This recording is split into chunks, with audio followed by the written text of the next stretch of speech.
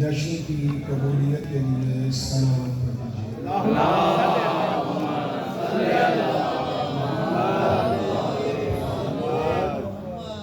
جو نیتیں حاجتیں منتیں مرادیں دعائیں لے کر آج کے اس پرمسرت موقع پر ہم سب اکٹھے ہوئے ہیں، ان سب کی قبولیت کے لیے بھی صلوات پڑھ دیجیے۔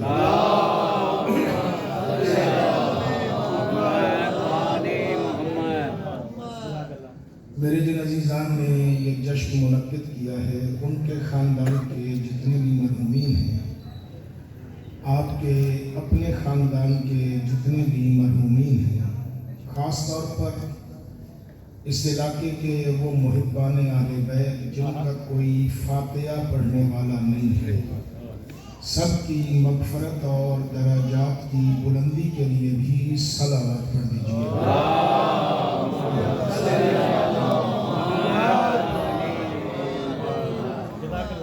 اعوذ باللہ من الشیطان الرجیم، بسم اللہ الرحمن الرحیم،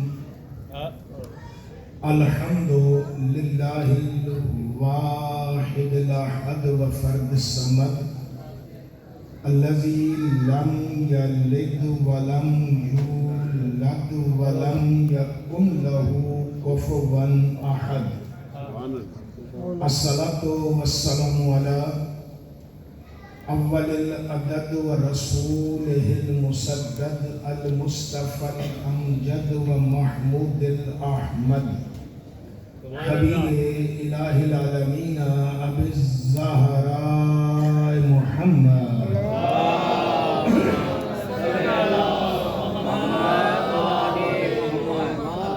ثم الصلاۃ والسلام علی اہل بیت النبوہ ومعدن الرسالہ ومصابیح الہدایہ وسفینۃ النجات، اما بعد، قال الرحمن فی القرآن، بسم اللہ الرحمن الرحیم، انا ارسلناک شاہدا ومبشرا ونذیرا لتؤمنوا باللہ ورسولہ وتعزروہ وتوقروہ وتسبحوہ بکرۃ واصیلا۔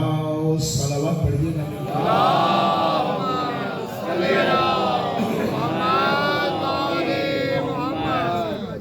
اربابان شیخ صاحبان علم حضرات، خالق اکبر کا جتنا بھی شکر ادا کیا ہے وہ کم ہے کہ اس اللہ نے ہمیں مصطفیٰ کا امتی بنایا۔ گفتگو اسی ایک جملے پر رہے گی، یہ مقام شکر کیوں ہے؟ آدم کی امتی ہوتے تو کیا ہوتا، موسیٰ کی امتی ہوتے تو کیا ہوتا، عیسیٰ کی امتی ہوتے تو کیا ہوتا۔ اللہ کا یہ شکر ہے کہ اس نے ہمیں مصطفیٰ کا امتی بنایا۔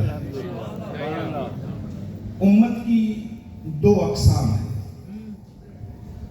ایک امت وہ ہوتی ہے جو اپنے دور کے نبی کا کلمہ پڑھ لے، اسے کہا جاتا ہے خاص امتی۔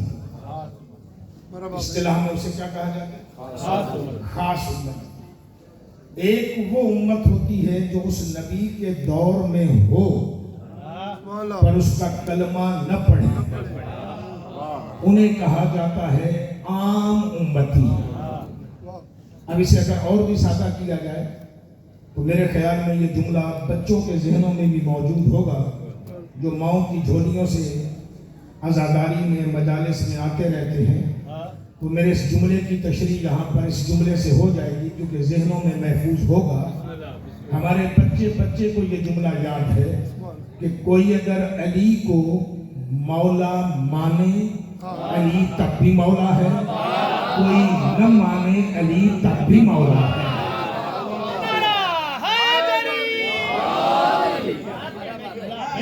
جملہ سمجھ میں آ گیا کہ کوئی علی کو مولا مانے؟ علی تب بھی مولا ہے. کوئی مولا نہ مانے؟ علی تب بھی مولا ہے. کوئی محمد کا کلمہ پڑھے؟ محمد پھر بھی محمد ہے. کوئی کلمہ نہ پڑھے؟ محمد پھر بھی محمد ہے. آج کے دور میں 17 ربیع الاول سے لے کر 30 عام الفیل سے لے کر آج کے دور تک، آج کے بعد قیامت تک، قیامت کے بعد حشر کے میدان تک، حشر کی دنیا کے بعد، چاہے جنت میں رہے چاہے جہنم میں رہے، جب تک رہے گا محمد کا امتی. امت مصطفیٰ سے خارج نہیں ہو سکتا. اعزاز کیوں ہے؟ اس اعزاز کو سمجھیے گا. اللہ نے اپنے سابقہ تمام انبیاء میں سے 4 نبی ایسے ہیں جن کو پردہ غیبت میں رکھا ہوا ہے. 4 نبی، شیعہ سنی تمام کے متفق علیہ 4 نبی ایسے ہیں جن کو پردہ غیبت میں رکھا ہوا ہے. ایک کے بارے میں اختلاف ہے کہ وہ نبی ہیں یا نہیں ہیں. عیسیٰ نبی، ادریس نبی، الیاس نبی. خضر کے بارے میں اختلاف ہے کہ آیا نبی ہے یا نہیں. اب یہ 4 کے 4 پردہ غیبت میں ہیں. اس کا مطلب ہے انہوں نے آنا ہے، انہوں نے آنا ہے. آ جائیں تب بھی اس کی مشیت، سال کے بعد آئے تب بھی اس کی مشیت. اس کے انتظار میں ہے، اس کے اذن کے انتظار میں ہے. آنا ان 4 میں ہے. اب سوال یہ ہے کہ یہ 4 بحیثیت نبی آئیں گے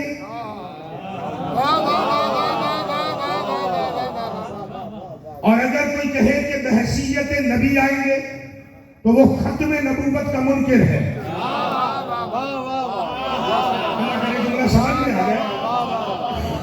اور یہ سوچ ہو سکتا ہے آپ کے لیے عجیب ہو، لیکن میں دینا چاہ رہا ہوں. اگر عیسیٰ، چلے عیسیٰ ہی سے ہی آئیں گے، اگر بحیثیت نبی آئے گا مریم کا بیٹا تو آ نہیں سکتا چونکہ ختم نبوت ہے. اس کا مطلب کیا ہے کہ اب آئے گا نبی بن کر نہیں آئے گا. نبی اپنے عہدے سے اس دن ریٹائر ہو گیا جس دن محمد کا اعلان رسالت ہو گیا ہے. اس دن عیسیٰ اپنے مقام سے ریٹائر ہو گئے کیونکہ اب محمد کا اعلان رسالت ہو چکا ہے. مصطفیٰ ہے خاتم النبیین. اب اس کے بعد عیسیٰ نبی نہیں آئے گا. عیسیٰ آئے گا تو کس درجے پر آئے گا؟ محمد کا امتی بن کر آئے گا. کیا بن کر آئے گا؟ مصطفیٰ کا امتی بن کر آئے گا. اللہ کرے بات سمجھ میں آ جائے. نبوت کا درجہ اپنی جگہ پر ہے، نبوت کی شان اپنی جگہ پر ہے، لیکن بن کے کیا رہا ہے؟ میرے نبی کا امتی. اب اگر کوئی بندہ اٹھ کے کہے کہ نبی ہم جیسا ہے، مصطفیٰ ہم جیسا ہے، تو اسے شرم آنی چاہیے. کائنات کے سارے امتی مل کر محمد کے ایک امتی عیسیٰ کے برابر نہیں ہو سکتے. دیکھیے نا عیسیٰ کی عظمت کتنی بلند ہے. بطول ماں کا بیٹا ہے. کیا ہے؟ بطول ماں کا بیٹا ہے. خود بھی معصوم ہے. قرآن نے اسے کلمت اللہ کہا ہے کہ یہ اللہ کا کلمہ ہے. معصوم بھی ہے، بطول کا بیٹا بھی ہے. وہ بن کے کیا آ رہا ہے؟ مصطفیٰ کا امتی بن کے آ رہا ہے. اب کوئی 4 جماعتیں مدرسے میں پڑھ جائے، جتنا بڑا ملا ہو جائے، اگر وہ کہے محمد ہم جیسا تو اسے شرم آنی چاہیے. تو محمد کے نوکروں جیسا نہیں ہے، سردار جیسا. نعرہ حیدری. عیسیٰ امتی بن کے آئے گا، ادریس امتی بن کے آئے گا، الیاس امتی بن کے آئے گا، خضر امتی بن کے آئے گا. اس کا مطلب ہے کہ امت محمد بننا کوئی عام بات نہیں، شرف کے لائق ہے. دیکھیے نا، ایک عہدہ بڑا ملا ہوا ہو، اب آپ کو کہا جائے یہ عہدہ چھوڑو، تجھے یہ عہدہ دیتے ہیں، تو آپ نیچے والے عہدے پہ گریڈ پر آنے کو تیار نہیں ہوں گے. آپ گریڈ بھی لیں گے تو کون سا لیں گے؟ اوپر والا گریڈ لیں گے نا. تو اب یہاں پہ اگر عیسیٰ کو محمد کا امتی بنایا جا رہا ہے تو یہ گریڈ نیچے والا نہیں ہے، یہ اوپر والا گریڈ ہے. اور یہ 4 پردے میں رکھ کے بتا ہی یہ رہا ہے کہ یہ صرف 4 امتی نہیں، حشر کے میدان میں دیکھنا آدم سے عیسیٰ تک سارے محمد کے امتی بن کے کھڑے ہوں گے. اس کا مطلب ہے یہ سارے کیا ہیں؟ امتی ہیں. اللہ کرے پھر جملہ سمجھ میں آ جائے. کائنات انسانیت میں ہر انسان عزت کے لائق ہے تو کسی نہ کسی نسبت کی وجہ سے، کسی نہ کسی نسبت کی وجہ سے. اس بات کو اور سادہ کرنا، تمام عالم اسلام کے اندر، خاص طور پہ جو برے صغیر کے رہنے والے لوگ ہیں، برے صغیر کے اندر نبی کی نالین مبارک کا عکس امامے پر بھی سجایا جاتا ہے، سینے پر بھی سجایا جاتا ہے یا نہیں؟ سجایا جاتا ہے. اور تو کسی کی نالین کا عکس نہیں سجایا جاتا. ہے تو جوتی، ہے تو پاؤں کے لائق، سجائی کہاں جا رہی ہے؟ امامے پر بھی، سینے پر بھی. ہاتھ جوڑ کے پوچھو، ہو سکتا ہے کیونکہ آپ میرے مزاج خطابت سے واقف نہ ہو، لیکن ایک سوال کروں. یہ جو جوتی میرے نبی نے پہنی تھی، یہ مدینے کی مارکیٹ میں صرف ایک ہی تھی یا ویسی اور بھی ہوں گی؟ بولیے جی. میرے اس محترم کے پاؤں میں جو جوتی ہوگی، میرے اس بزرگوار کے پاؤں میں جو جوتی ہوگی، قبلہ کے پاؤں میں جو جوتی ہوگی، مارکیٹ حیدرآباد کی مارکیٹ میں وہ ایک ہی ہے یا اس کی مثل اور بھی ہوگی؟ اس کی مثل اور بھی ہوگی. پھر اب اس جوتی کا مقام کیوں ہے؟ ویسی جوتی ہو سکتے ابو جہل نے بھی پہنی ہوئی ہو، ویسی جوتی ہو سکتا ہے ابو لہب کے پاؤں میں بھی ہو مکے میں، ویسی جوتی ہو سکتا ہے کسی صحابی کے پاؤں میں بھی ہو، ویسی جوتی ہو سکتا ہے کسی مشرک کے پاؤں میں بھی ہو. لیکن اب یہ نبی کے پاؤں کی جوتی کا مقام کیوں ہے؟ کیونکہ نسبت کی وجہ سے، کہ جو جوتی میرے نبی کے پاؤں میں آ گئی، مسلمان نے اس کے عکس کو بھی عزت دی ہے. تو جتنی بڑی نسبت ہوگی پھر رتبہ بھی اتنا بڑا ہوگا. جو جوتی محمد کے پاؤں میں رہے، اگر اس کا عکس تیرے سر کے لائق ہے تو جو پاؤں محمد کے کندھوں پر رہے،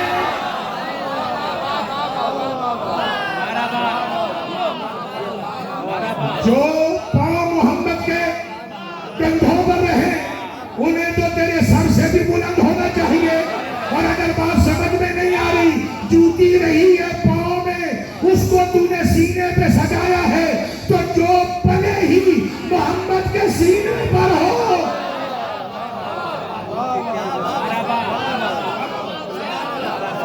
اس کا مقام کیا ہونا چاہیے؟ اس کا مقام تو کم از کم میرے دل کے اندر تو ہونا چاہیے. اور اگر اس کا مقام تیرے دل کے اندر نہیں ہے تو پھر میں کہنے پہ مجبور ہوں کہ اے نبی، لوگوں کو تیری جوتی سے تو پیار ہے، تیری اولاد سے حسد کرتے ہیں. حق بندہ ہے یا نہیں کہنا جی؟ پیار کس سے ہے؟ جوتی کے عکس سے. نسبت کا فرق ہے نا. کس کا فرق ہے؟ نسبت کا فرق ہے.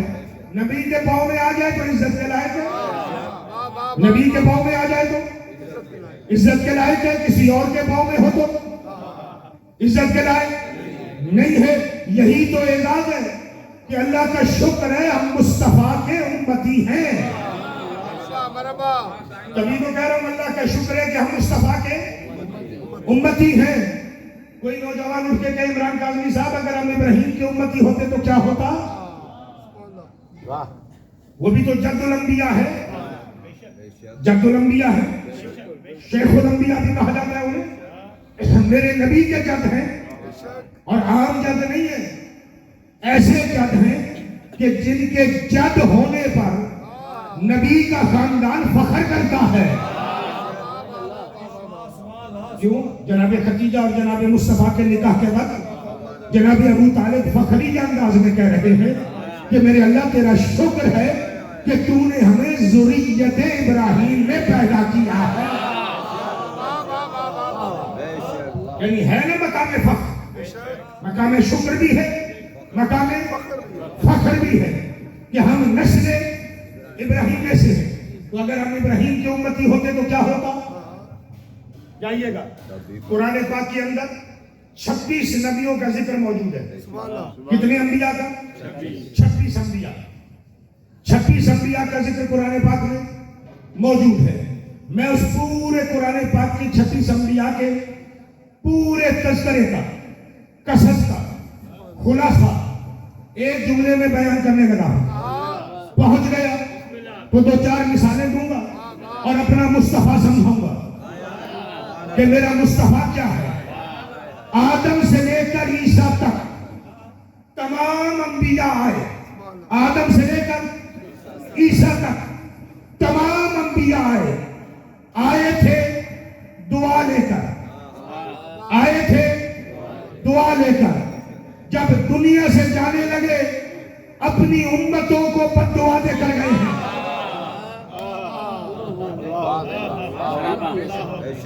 جملہ نوجوانوں دوہرا لیجئے گا.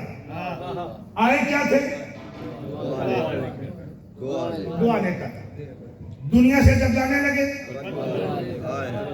تو کیسے گئے؟ بد دعا دے کر.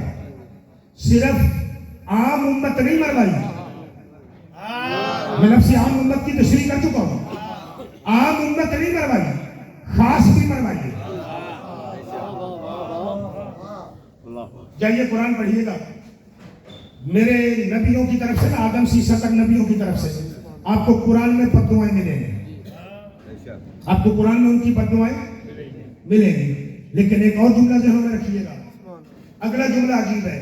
آدم سے لے کر عیسیٰ تک تمام انبیاء کہتے تھے میرے اللہ ان پر عذاب بھیج. عذاب دعا نہیں ہے. عذاب دعا نہیں ہے. عذاب کیا ہے؟ بد دعا ہے. اور یہ بھی یاد رکھیے گا اللہ کبھی بھی اپنی مخلوق پر اپنی مرضی سے عذاب نہیں بھیجتا جب تک مخلوق مانگے نہیں. اللہ نہیں بھیجتا. اگر آپ کو اپنی اولاد پیاری ہے نا تو اس لامحدود کو لامحدود حد تک اپنی مخلوق پیاری ہے. آپ کو اپنی اولاد سے جو محبت اور پیار ہے وہ محدود ہے. اس لامحدود ہستی کو اپنی مخلوق سے لامحدود پیار ہے. یہ 70 ماہ والا لوگوں نے بنایا ہے. ایک سلوات پڑھیے گا مل کے آواز بلند کرو.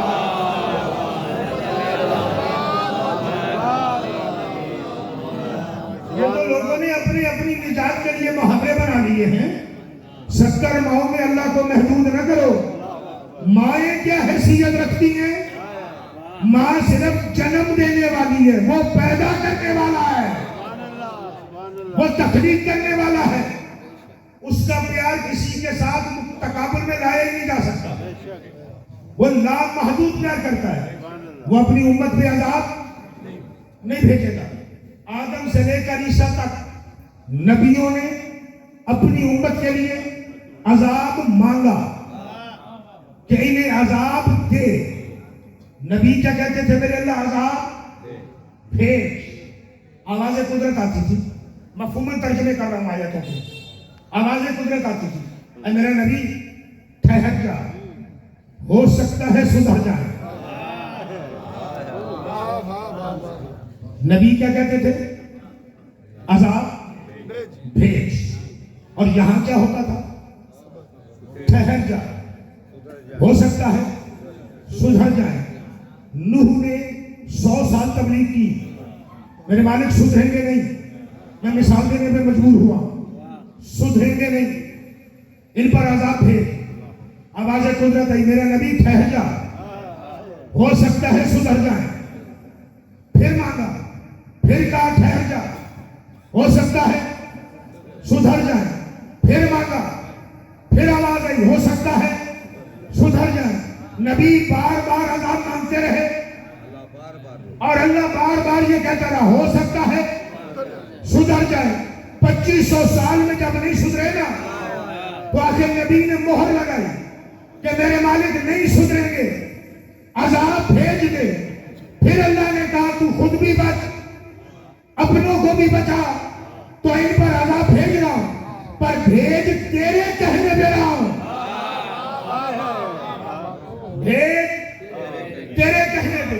کوئی نوجوان کہے گا وہ تو کلمہ ہی نہیں پڑھتے تھے, اس لیے ان پر عذاب آ گیا. خاص امتیوں پر کہا آیا ہے, تو میں خاص امتی کی مثال دوں تاکہ خاص امتیوں کا پتہ چلے. پورے قرآن کو پڑھ کے دیکھیے گا, تمام نبیوں میں سے سب سے لاڈلی امت جس کے ناز اور نخرے اٹھائے گئے وہ موسیٰ کی امت ہے. جنہوں نے کام سے کھانا نہیں بنتا, اللہ نے کہا ضرورت ہی نہیں ہے, میں پکے پکائے بھیج دیا کروں گا. اللہ کرے جملہ سمجھا جاؤں میں. امتیوں نے کہا ہم سے پکتا نہیں ہے. اللہ نے کہا موسیٰ تیری وجہ سے ان کو پکا پکایا بھیج دیا کروں گا. ہائے قربان جاؤں زہرا کا لال تیری جوتی پر. ہم نے نہیں کہا کہ ہم سے پکتا نہیں ہے, وہ کہتے تو اپنا گھر چھوڑ کے میری مجلس میں آ, میں تجھے پکا پکایا کھلایا کروں گا.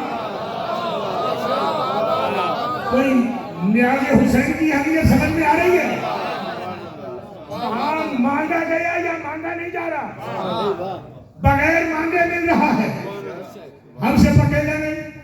ٹھیک ہے, یہ بارش کو اپنی مرضی سے کرتا ہے, کبھی کرتا ہے کبھی نہیں کرتا. بارش بھی تیرے ہاتھ میں ہو, جب دل کرے برسائیں گے, جب ٹھنڈی ہوا چلانی ہو چلا لیں گے. اختیار دے دیا. اتنے متفق تھے آپس میں, قبیلے تو 12 تھے, دریا سے گزرنا پڑا, دشمن بھی پیچھے تھا, تو کہنے لگے ہمیں راستہ ایک نہیں چاہیے, ہمیں راستے بھی 12 چاہیے, اور اگر ان کا راستہ پہلے بنا تو ہم اس میں جائیں گے. اللہ نے کہا موسیٰ تو عصا مار, میں خالق ہوں. انہیں سمجھ ہی نہیں آئے گی پہلا کون بنا ہے, بعد میں کون سا بنا ہے. پانی چاہیے, چٹان بھی ساتھ ہو, مشکیزیں کون اٹھائے ساتھ میں, یہ چشمہ بھی ساتھ ہونے چاہیے, اور وہ بھی 12 چشمے. اتنی دادلی لادلی امت. شہر آ گیا امان کا شہر آ گیا. موسیٰ نے کہا او اس میں جنگ لڑنی ہے اوج بن رونق کے ساتھ, آئے ذرا یہاں جنگ لڑے. اس کی بہادری کے قصے سنے ہوئے تھے اوج بن رونق کے. کہا اس سے جنگ لڑے, یہ شہر ہم فتح کر لیں گے. خاص امتی, کلمہ پڑھنے والے امتی, منو سلوہ کھانے والے امتی, دریا میں سے 12 رستوں پہ چلنے والے امتی, 12 چشموں کا پانی پینے والے امتی, گرمی میں سروں پہ بادلوں کا سایہ لے کر چلنے والے, خاص کلمہ پڑھنے والے امتی. کہنے لگے موسیٰ آپ لڑو، آپ کا خدا لڑے، ملک فتح ہو جائے، ہمیں بلا لینا، ملک فتح ہو جائے ہمیں بلا لینا۔ موسیٰ نے ہاتھ اٹھائے، پتہ نہیں کسے کسے سمجھا پاؤں گا۔ موسیٰ نے ہاتھ اٹھائے، ہاتھ اٹھا کے کہا میرے اللہ انہوں نے تیرے نبی کو میدان جنگ میں اکیلا چھوڑا ہے۔ آپ کی مرضی ہے، سمجھ آ جائے تو دعا کیجیے گا، میں دہراتا رہوں گا، ساری رات دہراتا رہوں گا۔ انہوں نے تیرے نبی کو میدان جنگ میں اکیلا چھوڑا ہے، میرے اللہ ان پر عذاب بھیج۔ موسیٰ کی دعا سے پتہ چلا جو نبیوں کو میدان جنگ میں اکیلا چھوڑ جائے وہ رحمت کے لائق نہیں ہوتے، لعنت کے لائق۔ میں لفظوں کا ضامن ہوں، سوچوں کا نہیں۔ آواز قدرت ہے، موسیٰ ٹھہر جا، ہو سکتا ہے سدھر جائے، ٹھہر جا، ہو سکتا ہے سدھر جائے۔ جا کے پڑھیے گا قرآن، جوؤں کا عذاب آیا۔ کون سا عذاب آیا؟ جوؤں کا۔ فرعون والوں پر نہیں آیا، فرعون والے عام امتی تھے، یہ خاص امتی۔ عذاب آیا جوؤں کا، کہ موسیٰ لڑیں گے، عذاب ٹل گیا، ٹل گیا تو کہنے لگے موسیٰ اور لڑیں، کہ تازہ تازہ تو عذاب ٹلا ہے، چند دن سکھ کا سانس کو لینے دے، سال گزر گئے اور لڑیں، پھر وہی بہانے، میرے اللہ ان پر عذاب بھیج۔ آواز قدرت ہے، موسیٰ ٹھہر جا، ہو سکتا ہے سدھر جائیں۔ کہا جو پورا سال نہیں سدھرے اب کیا سدھریں گے؟ قرآن کہتے ہیں خون کا عذاب آیا، جو نوالا اٹھاتے تھے خون آلو، جو پتھر اٹھاتے تھے خون آلو۔ پھر کہا موسیٰ عذاب کا عالم تیرے ساتھ ہے، پھر نہیں سدھرے۔ پھر موسیٰ نے کہا میرے اللہ یہ سدھریں گے ہی نہیں، ان پر عذاب ہے۔ مفسرین عامہ و خاصہ نے لکھا آخری عذاب کیا آیا کہ جنہوں نے بھی موسیٰ کو میدان جنگ میں اکیلا چھوڑا تھا اللہ نے ان کو بندر بنایا، 3 دن بندر رہے، مر گئے، اسی حالت میں مر گئے۔ میں کہوں گا دنیا والوں اگر ہوتے تم موسیٰ کے امتی لگ تمہیں پتا جاتا کہ نبیوں کو میدان میں اکیلا کیسے چھوڑا جاتا ہے، ہو جو محمد کے امتی۔ شکر کرو کہ کس کی امتی ہو، مجھے نہیں سمجھ آ گئی، کس کی امتی ہو؟ محمد کی امتی ہو۔ جائیے گا قرآن میں سورہ مبارکہ کو پڑھیے گا، ابراہیم کو بھی، سورہ محمد کو بھی، اور قرآن کی باقی سورتوں کو پڑھیے گا، وہاں پہ آپ کو قصہ ملے گا طائف کا۔ طائف کے لوگ تھے مشرک، میرے محمد کا کلمہ نہیں پڑھتے تھے، کیا تھے؟ مشرک۔ میرا نبی وہاں گیا تبلیغ کرنے، مصطفیٰ کا امتی ہونے کا شکر ادا کرو۔ میرا نبی وہاں گیا تبلیغ کرنے، لوگوں نے مارے پتھر، پہلا پتھر لگا میرے نبی کی پیشانی پر، یہاں سے خون کا قطرہ گرنے لگا، ابھی زمین پر نہیں پہنچا تو آواز قدرت آئی، اے محمد ان کے درمیان سے نکلو، میں ان پر عذاب بھیجوں۔ میں روک رہا ہوں جوانوں یہاں پر، آدم سے عیسیٰ تک عذاب کی دعائیں کون مانگتا تھا؟ نبی مانگتے تھے۔ اللہ کیا کہتا تھا؟ ٹھہر جاؤ، ہو سکتا ہے سدھر جائے، یہی کہتے تھے۔ اب یہاں پہ کون کہہ رہا ہے؟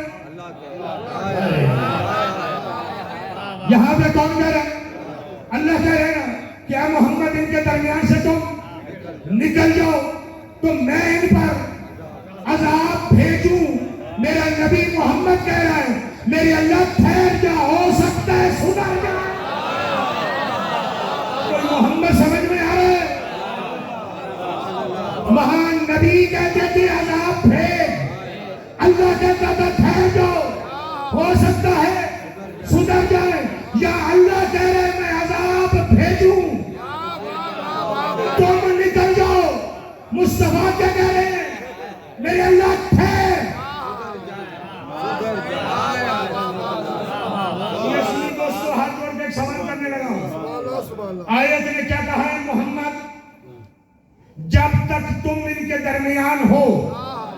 میں عذاب نہیں بھیجوں گا، تم نکلو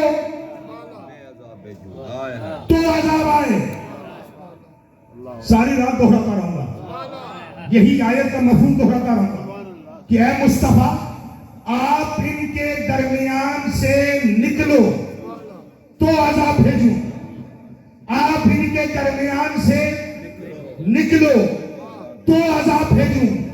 آیت آئی ہے 1400 سال پہلے، اے محمد آپ ان کے درمیان سے نکلو تو عذاب بھیجوں۔ 1400 سال سے ابھی تک تو آیا نہیں، اے محمد آپ ان کے درمیان سے نکلو تو عذاب بھیجوں۔ پتہ نہیں کہاں پر ہے، پیچھے رہ گئے تو میرا ذمہ نہیں ہے۔ اے محمد آپ ان کے درمیان سے نکلو تو عذاب بھیجوں۔ آیت ہے 1400 سال پہلے، محمد چلے گئے 1400 سال پہلے، عذاب ابھی تک آیا نہیں ہے۔ تجھے دو باتوں میں سے ایک بات ماننی پڑے گی کہ کوئی محمد جیسا ہے۔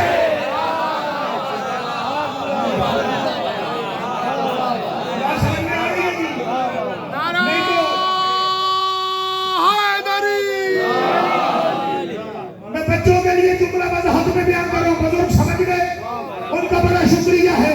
آپ نکلو تو عذاب بھیجوں، اس کا مطلب ہے یا تو آمنہ کا محمد موجود ہے یا نرجس کا لال موجود۔ امام کی ذات پہ ایک سلامت پڑھیے کرنے میں ذرا۔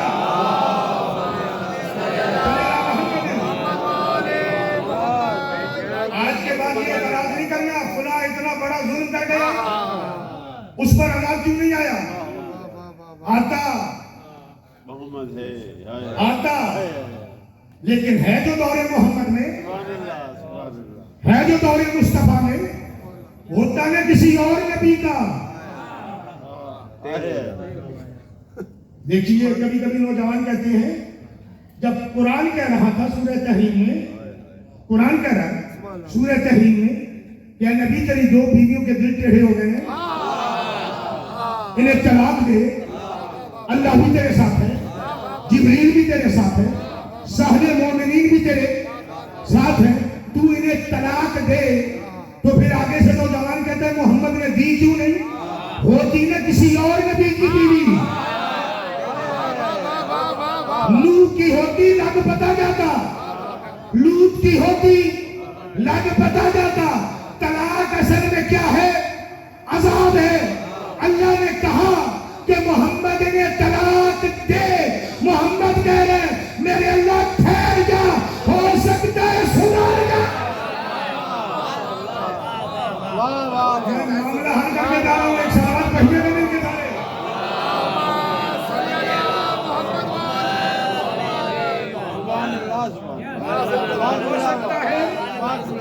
ہو سکتا ہے سدھر جائے، آج نہیں تو کل، کل نہیں تو کبھی اور دن، کسی نہ کسی دن تو سدھر جائیں گے نا۔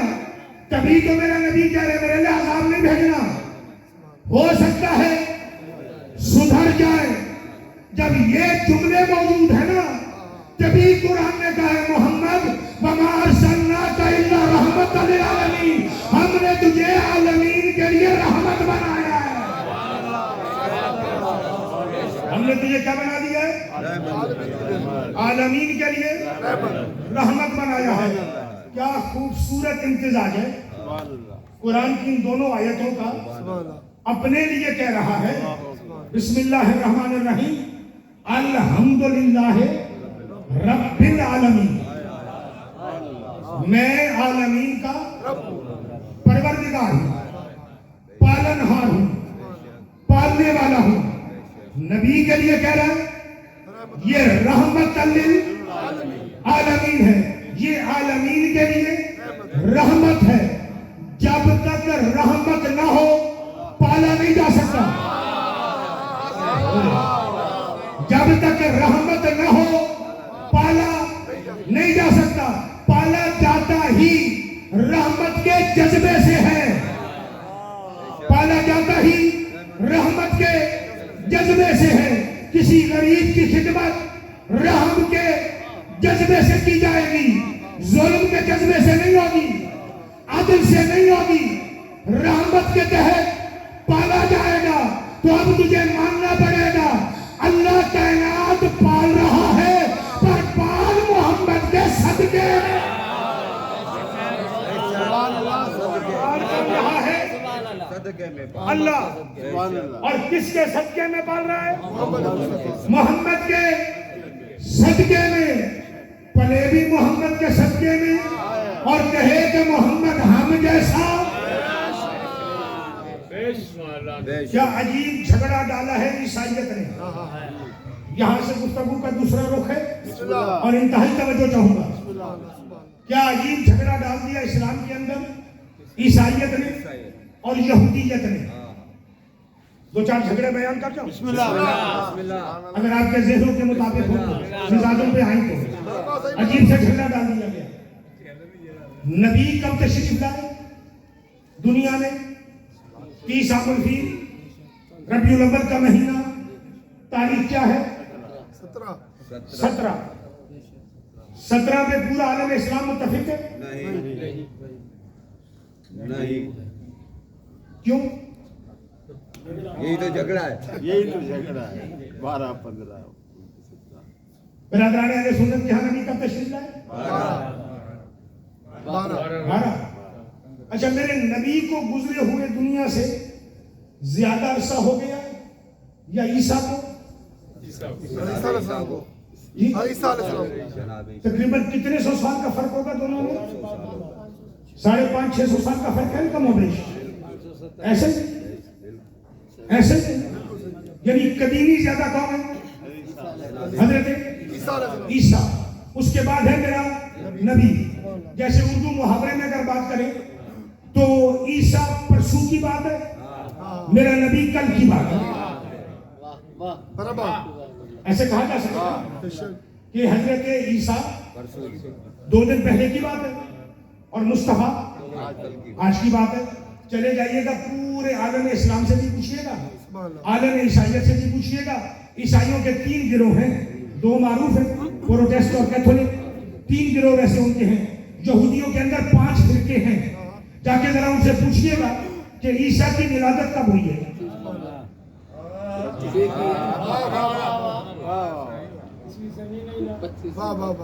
25 دسمبر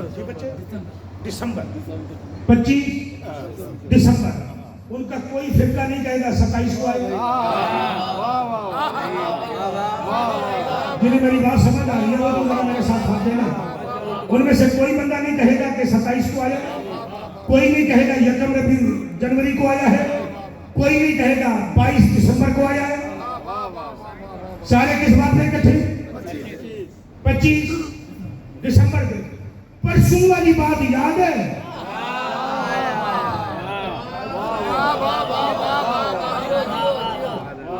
کل والی بات یاد ہی نہیں ہے۔ مسلمانوں میں جھگڑا ہے۔ میں جو آج منبر پہ کہہ کے چلا جاؤں نا کہ مجھے علم عباس کی قسم، کہہ کے چلا جاؤں، مثال دے رہا ہوں کہ مجھے علم عباس کی قسم کہ نبی 12 ربیع الاول کو آئے، میں گھر بعد میں پہنچوں گا، فیس بک پہ پہلے خبر چلے گی کہ عمران کاظمی شیعہ نہیں رہا۔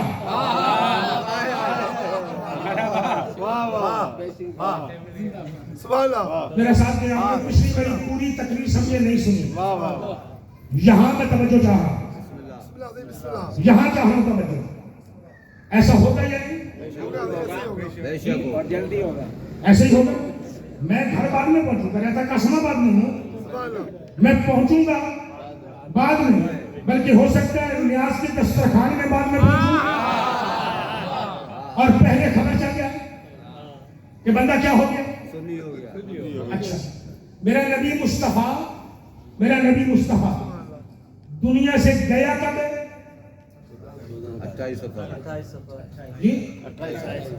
28 صفر۔ سارے مسلمان متفق ہیں؟ یہیں پہ جھگڑا ہے۔ وہ کیا کہتے ہیں؟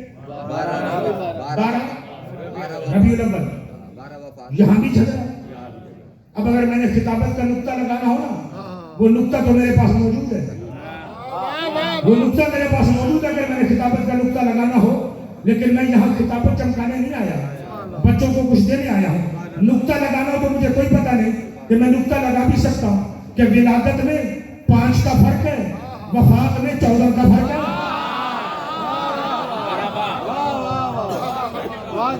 اور جھگڑا بھی اسی کا نہیں کہ 5 اور 14 کا ہی، نقطہ تو میں لگا سکتا ہوں۔ زندگی گزر گئی ہے اس دہے بے قرار کے اندر، اور سفینہ چاہیے اس دہے بے قرار کے لیے، لیکن مسلمان متفق نہیں۔ نبی آیا کب؟ نبی گیا کب؟ اچھا، نبی کی بیٹیاں کتنی ہیں؟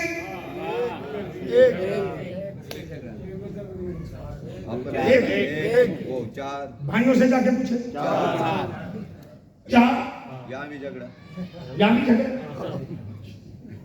آج 2-4 جھگڑے سنتے جائیے، آپ کے مزاجوں میں نہیں ہوں گے۔ میں کسی میں تنقید نہیں کر رہا، 12 والا 12 میں رہے، 17 والا 17 میں رہے، کیونکہ میں ان سارے جھگڑوں سے بالا تر ہو گیا ہوں ذاتی طور پر۔ نبی کی 4 بیٹیوں تب بھی مجھے کوئی فرق نہیں پڑتا، نبی کی 1 بیٹی ہو تب بھی مجھے کوئی فرق نہیں پڑتا، میں اس سے بالا تر ہو گیا ہوں۔ نبی نے نماز ہاتھ باندھ کے پڑھی تھی کہ کھول کے؟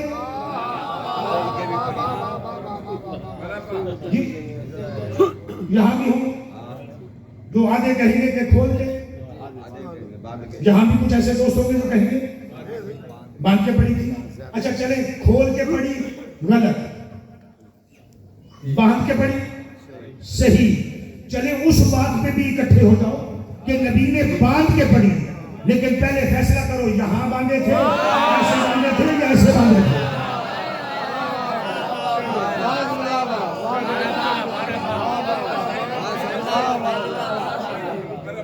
باندھنے پہ اکٹھے ہیں نا، تو یہاں باندھے، ایسے ایسے باندھے یا ایسے باندھے؟ اچھا، کھولنے والے 2 لوگ ہیں، ایک امامیہ، ایک سرکار مالک کے، یہاں ہاتھ کھول کے رکھے یا یہاں رکھے؟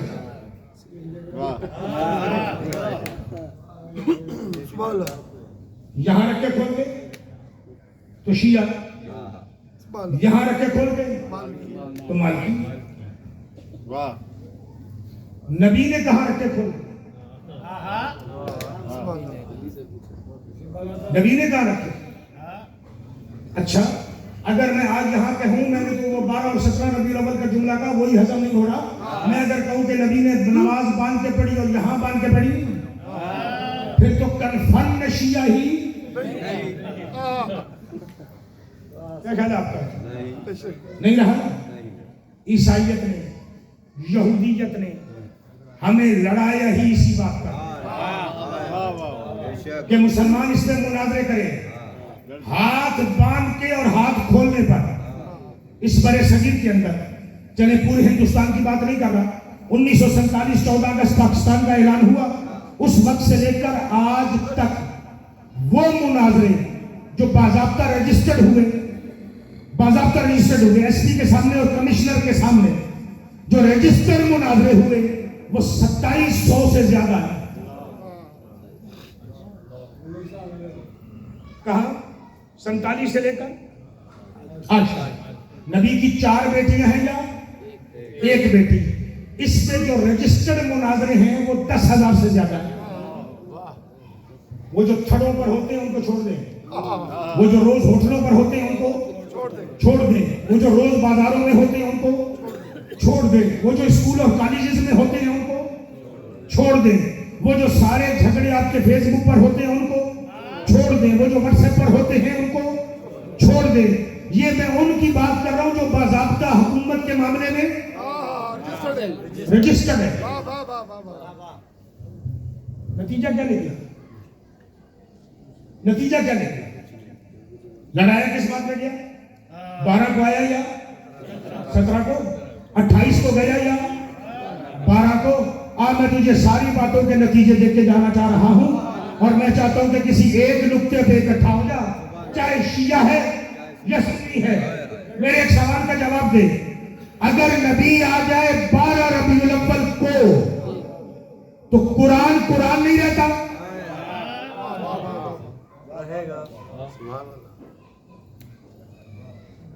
قرآن اللہ کی کتاب نہیں رہتی. سنی بھائیو، اگر نبی آ جائے 17 ربیع الاول کو تو کیا قرآن قرآن نہیں رہتا؟ جی رہے گا.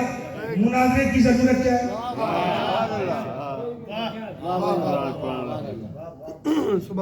اب فتویٰ لگانے کی کیا ضرورت ہے کہ یہ 12 کا قائل ہے، یہ سنی ہو گیا؟ ہاتھ جوڑ کے پھر پوچھو. مشکل سوال ہے. اگر نبی کی 4 بیٹیاں ہوں، نبی کی 4 بیٹیاں ہوں، برادران اہل سنت سے پہلے پوچھنے لگا ہوں، کیا مجھے بتائیں اگر نبی کی 1 بیٹی ہو تو کیا حضرت ابو بکر خلیفہ نہیں رہتے؟ جی رہیں گے. بن جو گئے تھے تو رہیں گے.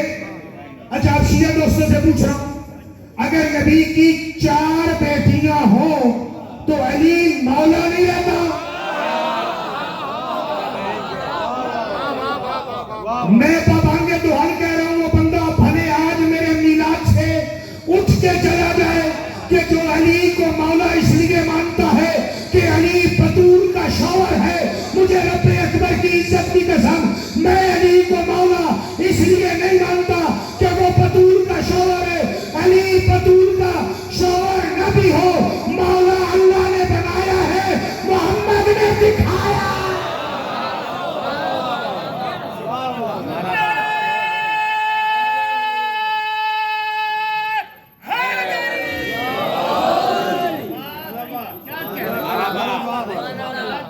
تو جھگڑا کس بات کا ہے؟ جھگڑا کس بات کا ہے؟ علی امامت سے ہٹ جائیں گے؟ علی امام ہے پہلا اور ہے. چاہے نبی کی 4 بیٹیاں ہوں تب بھی علی امام ہے، چاہے 1 بیٹی ہو تب بھی علی امام ہے. جائیے صحیفہ فاطمیہ کا جملہ پڑھیے. میری آقا زادی سجدے میں سر رکھ کے کہہ رہی ہے کہ میرے اللہ تیرے شکر ادا کرتی ہوں کہ تو نے میری نسل سے امامت چلائی ہے.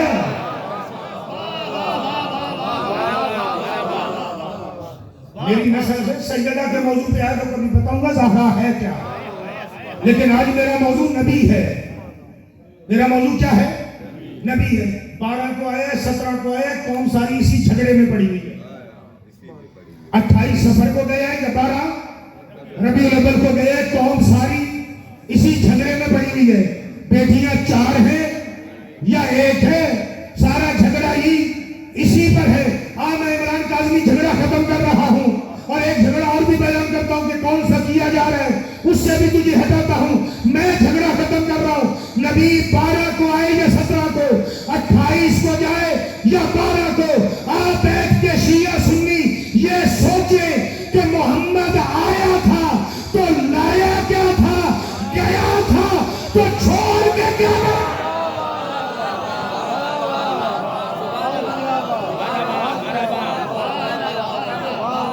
آیا تھا تو لایا کیا تھا، گیا ہے تو چھوڑ کے کیا گیا ہے. تجھے 10,000 کتابیں پڑھ کے ڈھونڈنا پڑے، میں ایک جملے میں بات ختم کر رہا ہوں. آیا تھا تو قرآن لایا ہے، گیا ہے تو آل بیت اور قرآن چھوڑ کر.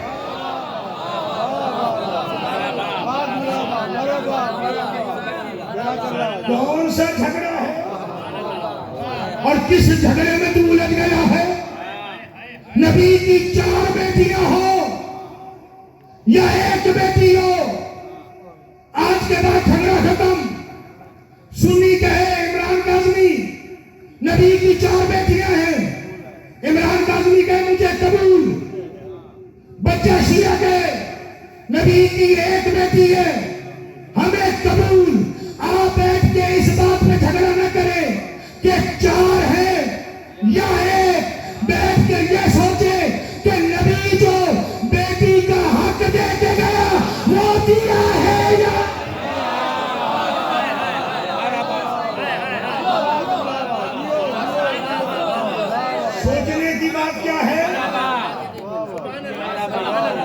کہ بیٹیوں کا حق دیا یا نبی کی بیٹیوں کا بھی دیا یا نہیں، اپنی بیٹیوں کا بھی دیا یا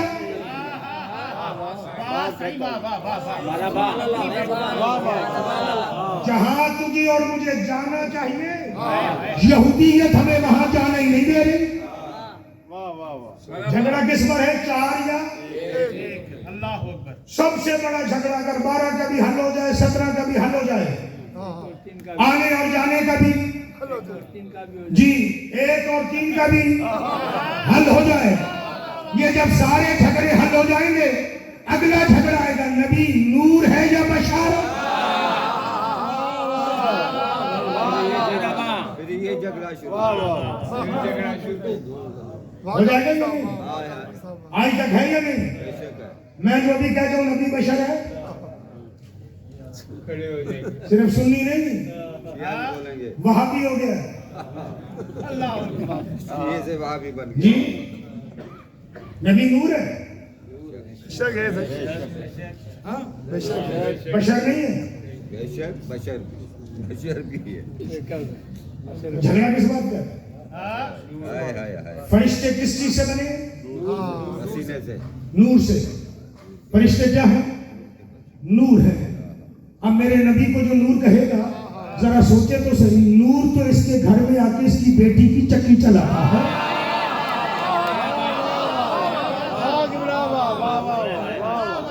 اور عام نور نہیں، نوروں میں جو سید ہے، سید الملائکہ جبریل، وہ کیا کرتے ہیں جی؟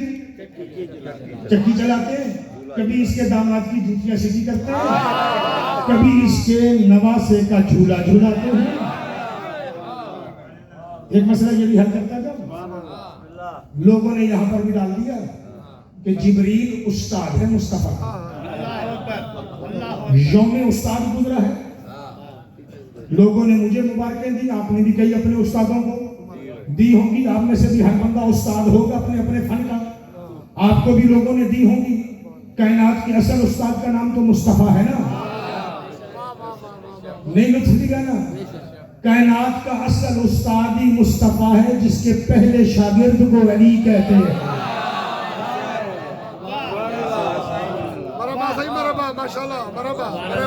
علی جیسا شاگرد کسی کو ملتا ہے، سب کو نہیں ملتا۔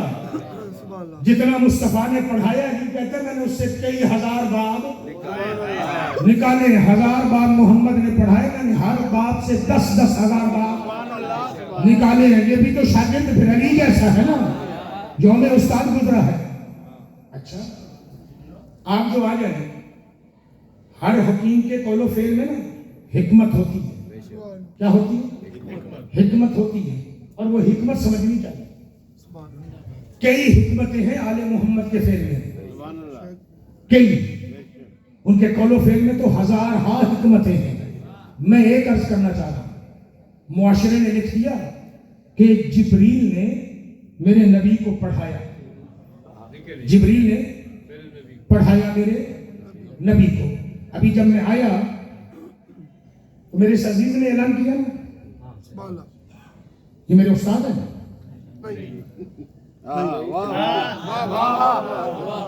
میں پڑھ کے کہیں اور سے آیا ہوں، یہ میرے استاد نہیں، یہ ناظم منبر ہیں، یہ ناظم منبر ہیں۔ میں منبر پہ بیٹھا، اعلان ختم ہوا، انہوں نے مجھے کہا بسم اللہ پڑھیے۔ میں بسم اللہ پڑھیے کا ترجمہ آسان کروں کہ قبلہ پڑھنا شروع کریں، اللہ کے نام سے شروع کریں، وہ غار حرا میں جبریل ناظم منبر ہے۔ میں اس سے زیادہ سہل نہیں کر سکتا، جبریل نہیں پڑھا رہا، اللہ کہہ رہے بسم اللہ الرحمن الرحیم، الرحمن علم القرآن وخلق الانسان، اور آدم بنانے سے پہلے میں نے محمد کو قرآن پڑھایا۔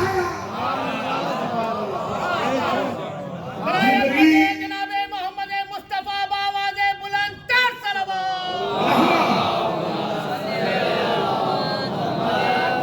جبریل ناظم منبر ہے کہ माहौल बन गया, कसीदा खान कसीदा खानी कर गए, नाते पढ़ने वाले नाते पढ़ गए, हमद करने वाले हमद कर गए, मजमा आपके लिए तैयार हो गया। मरकजी खतीब कायनात के आप हैं, आदम से ईसा तक नाते पढ़ने वाले थे, तू तौहीद के मिंबर का खतीब है, अल्लाह का नाम लेके शुरू कर, नाज़म नाज़म होता है, आलिम आलिम।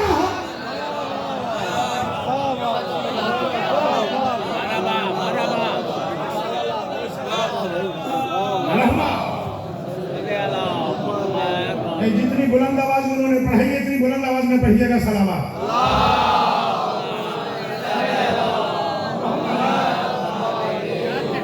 ये तौहीन रिसालत है, तौहीन रिसालत है कि अगर जिब्रील को मेरे नबी का उस्ताद बनाया जाए।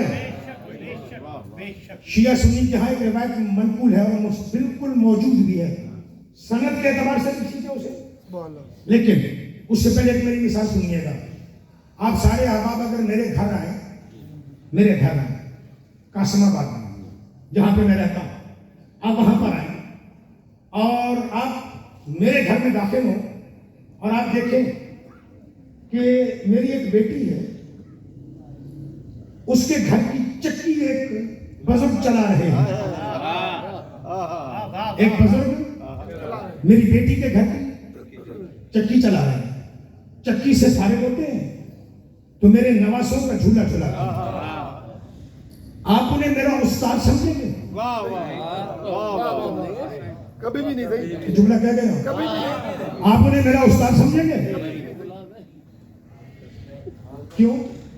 वाह वाह वाह वाह वाह वाह, यही होगा ना, बतूल को जरूरत नहीं थी जिब्रील से चक्कियां चलाने की, बतूल कायनात की ज़हनियत का मुतालिया कर रही थी, इसीलिए कहा आज जिब्रील चक्कियां भी चला, हुसैन का झूला भी झूला, ताकि दुनिया को पता चले जो बतूल का नौकर हो वो रसूल का उस्ताद नहीं।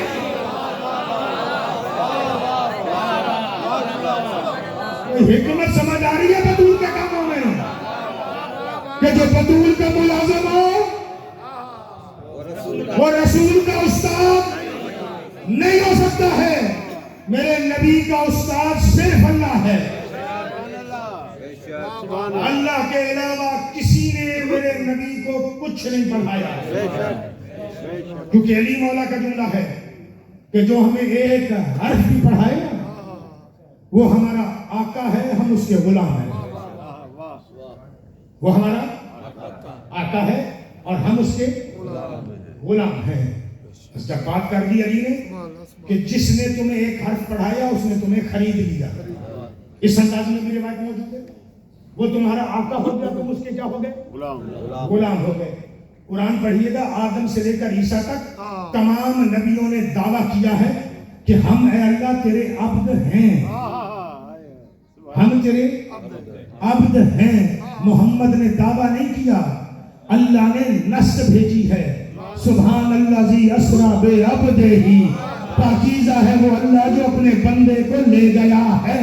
और मुसलमानों को कहा है कि हर नमाज में 5 मरतबा, 5 नमाजों में 10 मरतबा तुझे कहना पड़ेगा अशहदु अन्ना मुहम्मदन अब्दुहु व रसूलुहु, कि मेरे अल्लाह मैं गवाही देता हूँ पहले मोहम्मद तेरा बंदा है फिर तेरा रसूल है।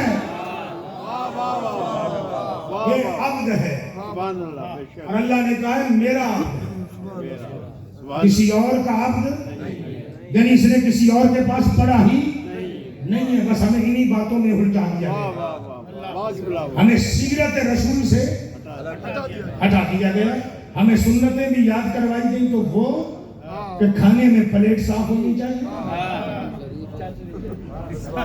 कुर्ता इतना लंबा पहनना चाहिए, रंग ये पहनना चाहिए, कपड़ा ये पहनना चाहिए। उस नबी के मेयार को समझा ही नहीं कि नबी सिखाने क्या आया था। यहाँ इसी बात पे लड़ा दिया गया, नूर है या बशर है। अल्लाह कहता है इंसान तेरे लिए बायस शर्फ है कि मैंने तेरी जिन्स में मोहम्मद वाले मोहम्मद भेजे हैं। یہ تیرے لیے باعث شرط ہے کہ وہ تیری جنس میں آئے ہیں. اب ہے کیا تیری عقل سے ماورا ہے. جتنی تجھے عقل ہے اتنا سوچ, اور جتنی تیری عقل ہے اتنا سوچے گا تو تجھے مانا جائے گا, اور تیرے عمل کا اجر بھی اتنا ہی دیا جائے گا. جہاں تک بات سمجھ میں آ گئی, میں یہی سمجھانے کے لیے آج یہاں حاضر ہوا تھا, اور آخری جملہ کہہ رہا ہوں, اور ہر میلاد پہ اپنے اوپر واجب سمجھ کے کہہ رہا ہوں, نبی کی جوتیوں کا عکس بھلے بناؤ. مجھے عکس بنانے پر کوئی اعتراض نہیں ہے, لیکن ہاتھ جوڑ کے کہہ رہا ہوں خدا را جوتی کا عکس جوتی ہی ہے کیا وہ پھر بھی جوتی, عکس ہے اس کا, تصویر ہے اس کی, نقش ہے اس کا, ہے وہ کیا جوتی. وہ اتنی عزت کے لائق نہیں کہ تو اس میں محمد کا نام لکھے. پیچھے رہ گئے اور رہ گئے, جنہیں سمجھ آ گئی انہیں سمجھانا چاہ رہا ہے. وہ جوتی کی تصویر, اس میں لبیک یا رسول اللہ لکھنا یا محمد کا نام لکھنا توہین رسالت بھی ہے, توہین توحید بھی ہے.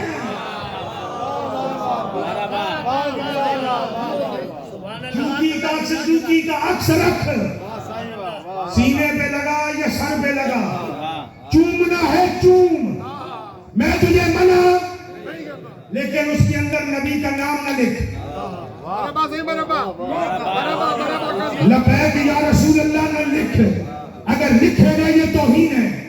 میں 12 ربیع الاول کراچی سے لے کر وہ اوپاروں تک سندھ کے بارڈر تک جہاں جہاں میلاد پڑھنے گیا ہوں, میں نے یہ جملہ کہا ہے کہ جس جوان کو بھی ایسا نقش ملے اٹھا کے دریا پرد کر دو, نہیں تو اگلے سال انشاءاللہ اگر ایسا ہوا تو ہر تھانے میں جا کر نقش بنانے والے پر توہین رسالت کی FIR کرا.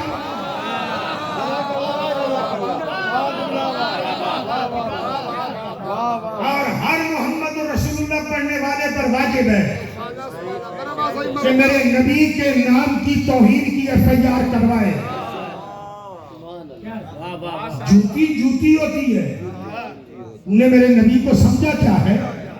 اللہ نے میرے نبی کی عظمت اتنی بلند رکھی ہے کہ وہ کہتا ہے کہ اس کے نام کو بغیر وضو کے ہاتھ لگانا بھی جائز نہیں ہے. بس یہی پیغام دینا چاہ رہا تھا. نبی کا نام جوتیوں کے عکس پہ لکھنے کے لائق نہیں ہے. حدیث قدسی کا ایک جملہ پڑھ تو حدیث قدسی کا جملہ آتا ہے کہ میں نے جس منزل کو سدرۃ المنتہا کہا ہے, محمد میں نے تیرا نام وہاں لکھا ہے. وہ سدرۃ المنتہا کعبہ قوسین و ادنیٰ کی منزل بنی ہی تب ہے جب اس پر نام مصطفیٰ لکھا گیا ہے. یعنی اتنی بلندی پر نام مصطفیٰ ہے کہ وہاں جبریل جائے تو پر جل جائے. اور ایک شکوہ آپ سے بھی اگر کہیں تو کریں, کیونکہ یہ بھی حق بنتا ہے, اور برداشت کرنے کا حوصلہ بھی ہو تو وہ حوصلہ پیدا کرنے کے لیے ایک صلوات بھی پڑھ دیں گے.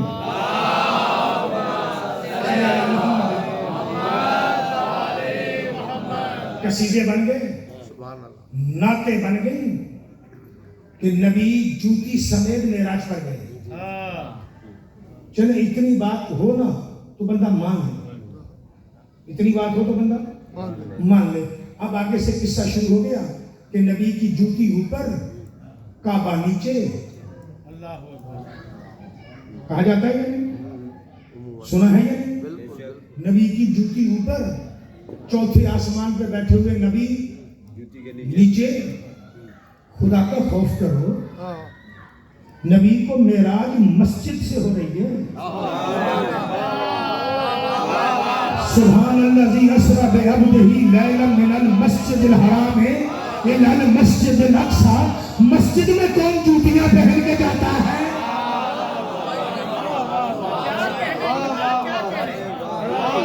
سمجھ آ رہی ہے میری بات؟ مسجد میں کون جوتیاں پہن کے جاتا ہے؟ اگر نبی ایک مرتبہ پہن کے چلا جاتا تو جو کام نبی نے کیے نہیں امت وہ نہیں چھوڑ رہی.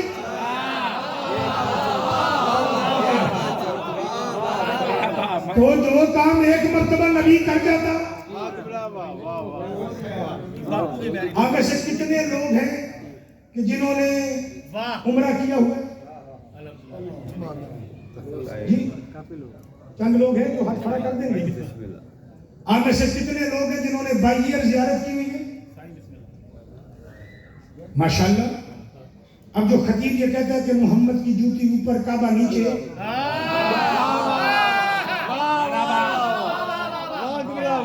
اگر برداشت کرو تو اب عمرہ کرنے والوں سے میں پوچھوں کہ جب تم عمرے پہ گئے تمہارا جہاز مدینے اترنا تھا، اس جہاز نے روضہ رسول کا طواف کیا، تیری جوتی کہاں تھی؟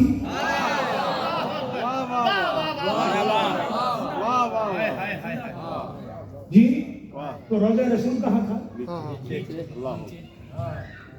یہ کون سی عظمت ہے؟ یہ کون سی فضیلت ہے؟ یہ اس قسم کی باتیں گھڑ کے روضہ رسول کی بھی توہین، کعبے کی بھی توہین،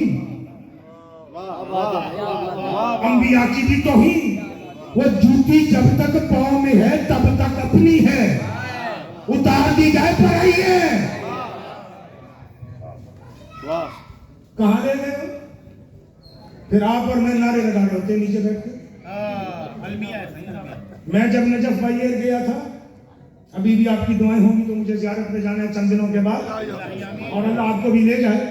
میری آپ کے لیے بھی دعا ہے اس میلاد کا صدقہ. تو جب وہاں پر گئے تو جہاز نے پہلے روضہ علی کا طواف کیا، پھر اترا نجف. اب ہم سارے کہاں تھے؟ ہماری اوقات تو یہ ہے کہ ہم تو کمبر کی جوتی کے برابر نہیں. اس جوتی کے نیچے جو مٹی لگی ہوئی ہے وہ مٹی ہماری بدن کی مٹی سے بہتر ہے. لیکن اب ہم کہاں کہ علی سے اوپر ہو گئے. خدا کا خوف کریں. میرے نبی کی معراج مسجد الحرام سے ہے. مسجد الحرام یعنی کعبہ، یعنی کعبے کا مطاف، طواف والی جگہ. میرے نبی کی معراج وہاں سے ہے. میرا نبی مسجد میں کیسے جوتیاں پہن کر آ گیا کہ جوتیاں پہن کے ہی چلا گیا؟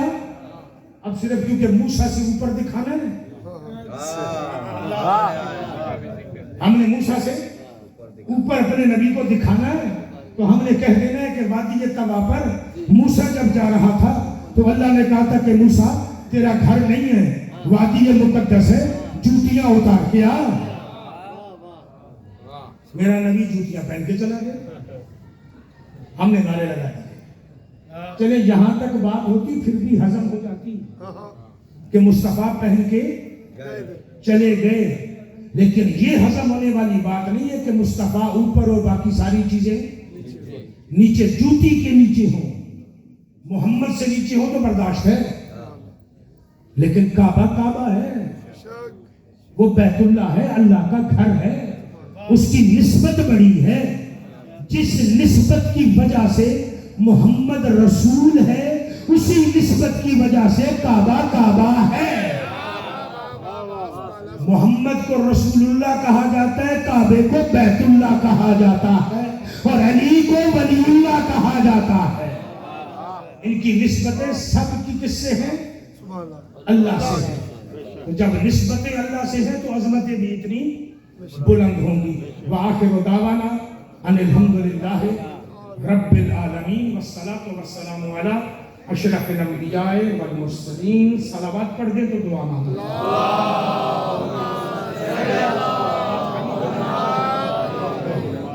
میرے مالک آج کا یہ جشن، آج کی یہ عبادت، مجھ سے پہلے پڑھنے والوں کی گفتگو، مجھ ناچیز کے ٹوٹے پھوٹے الفاظ اپنی بارگاہ میں بہترین عبادت شمار ہے.